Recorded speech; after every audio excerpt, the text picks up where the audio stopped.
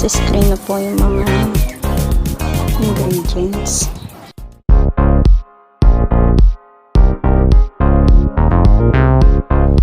At yun, i-dry natin sa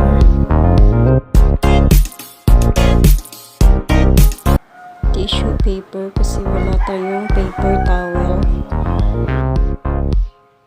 Next is, iprito na natin ito.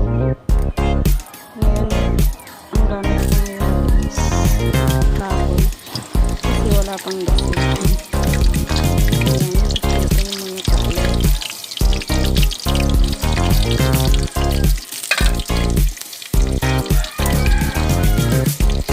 Simplihan lang natin ang pagluluto, guys. Pasensya na kayo sa mga background natin na puro mga manok ang alaga ng kapitbahay.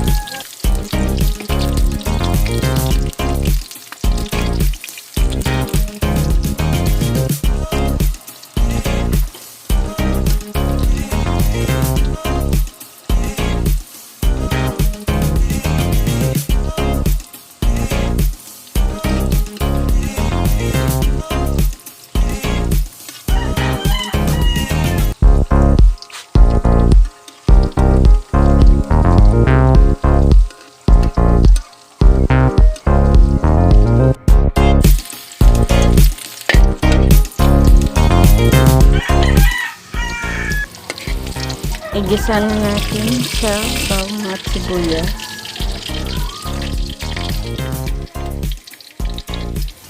Ilagay na natin ng corned beef. I use Argentina corned beef.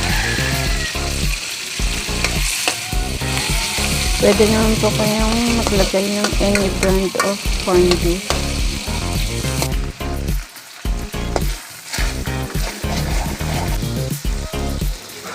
Lagyan na po natin ng asin.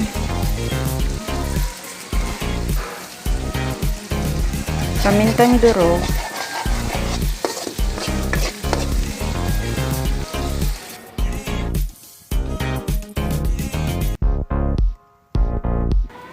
Lagyan na rin po natin ng oyster sauce.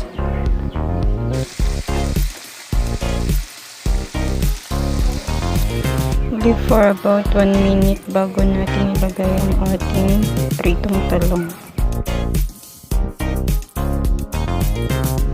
At ilagay na nga natin ang ating pritong talong.